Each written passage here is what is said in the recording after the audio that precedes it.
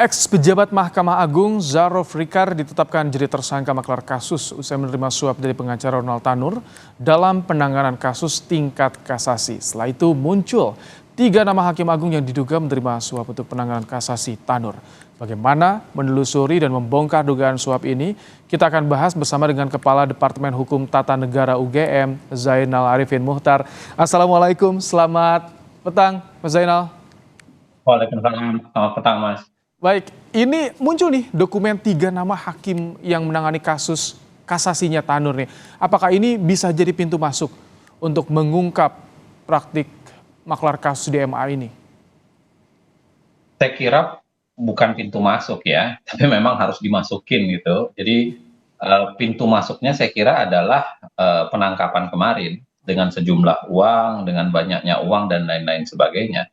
Tapi kalau kita lihat di kasus ini kan ada terungkap 3 nama yang sampai sekarang ya kita belum tahu nih perkembangannya adalah apakah sudah dihubungi, apakah sudah menyanggupi dan lain-lain sebagainya. Karena yang sampai sekarang ini kita ketahui adalah ada orang menyiapkan 5 miliar, menyiapkan fee 1 miliar untuk yang urus, dan kemudian mencoba menyelesaikan 4 miliar untuk sisanya kepada 3 hakim. Itu kira-kira misalnya, begitu logikanya. Nah, apakah sudah diterima atau belum, kita belum tahu. Ya, saya pun belum tahu. Apakah memang sudah ada kesepakatan antara yang penerima yang diminta untuk mengurus mendapatkan 1 miliar dengan 3 hakim tersebut, kita belum tahu. Tapi hal yang pasti kelihatannya adalah ada relasi antara si pengurus ya yang menerima uang itu dengan orang yang meminta. Jadi ada jadi ada dugaan selain tadi 3 hakim agung yang menangani kasasi yang perlu diklarifikasi untuk tahap awal, tapi ada pihak lain juga yang harus diklarifikasi, harus dimintai keterangan. Persis. Jadi kita harus bedakan begini, kita harus bedakan antara kasus ini sendiri, Ronald Tanur yang berdiri sendiri ya, berdiri sendiri bahwa ada yang nyuap, jumlahnya 5 miliar, ada yang sudah menerima. Sekarang tinggal menelusuri apakah prosesnya ke arah hakim agung sudah ada deal, sudah tercapai kesepakatan, sudah ada proses bahkan kalau misalnya kalau sudah ada DP, sudah ada DP dan lain sebagainya, itu harus ditelusuri. Tapi yang kedua adalah kasus ini sendiri, kasus yang berkaitan ada uang sekitar 900-an 920 miliar plus emas sekitar 51 kilogram, yang berarti kalau di jumlahnya sudah lebih dari 1 triliun sebenarnya kan. Nah, problemnya di sini adalah ini jauh lebih ini yang menurut saya pintu masuknya harus dibuka dengan detail.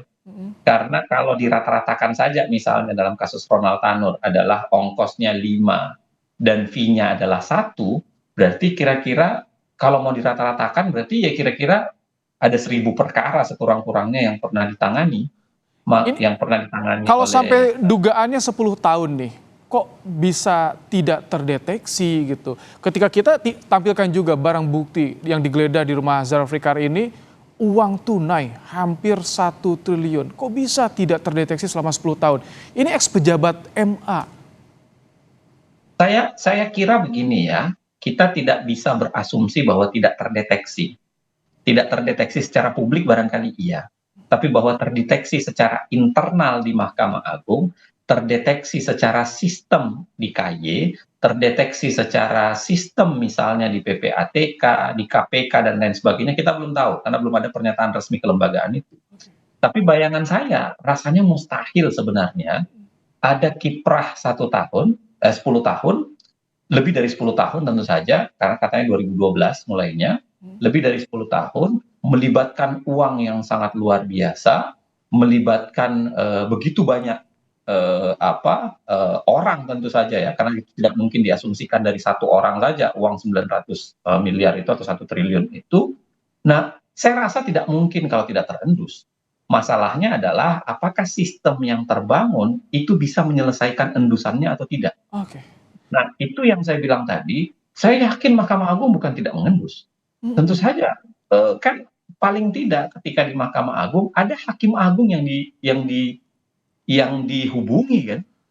ada hakim-hakim yang selama ini udah dihubungi atau ada pihak-pihak barangkali panitra, Iya. barangkali jabatan tertentu yang pernah dihubungi untuk ngatur-ngatur perkara. Nah itu mengapa Pertanyaannya bisa adalah, terjadi? Seberapa kuat menurut Anda ini sosok dari Zarov Rikar ini bisa berkomunikasi dengan Hakim Agung, dengan tadi Anda singgung panitra, karena dia ex pejabat MA tahun 2022 purna tugas.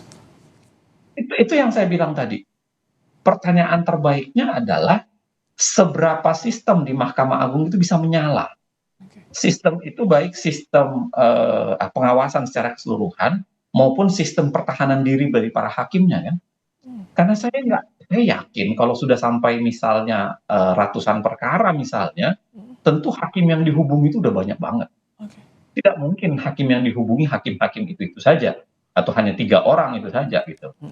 Bisa jadi langganan, bisa jadi. Kalau bisa jadi. Tapi rasanya pasti lebih tersebar tuh. Kalau jumlahnya sampai segitu, plus melibatkan tentu bukan hanya sekedar hakim. Oke. Karena jabatannya ZR ini kan bukan orang yang langsung memegang perkara kan, karena dia kepala Balitbang ya, Iya, Balitbang. Badan Penelitian dan Pengembangan yang seringkali tidak langsung berkaitan dengan perkara. Maka bisa jadi dia berkaitan dengan orang-orang yang sedang pegang perkara. Bisa jadi panitranya, bisa jadi hakimnya. Baik. Nah, saya mengatakan mustahil sudah dibaca, mustahil kejahatan terorganisir, mafia ini dilakukan secara kolektif itu tidak tercium Oke. oleh sistem yang ada. Harusnya sudah tercium. Masalahnya adalah kenapa bau busuk itu tidak diselesaikan dari dulu. Baik. Nah, itu barangkali Zarov Rikar persoalan. sudah jadi tersangka, ditetapkan oleh Kejaksaan Agung. Ini jadi pintu masuk untuk bisa membongkar maklar kasus, dugaan maklar kasus yang terjadi di tubuh Mahkamah Agung. Terima kasih Mas Zainal Arifin Muchtar, Kepala Departemen HTN UGM, telah menyampaikan pandangannya di program Kompas Petang sore hari ini. Terima kasih, Mas.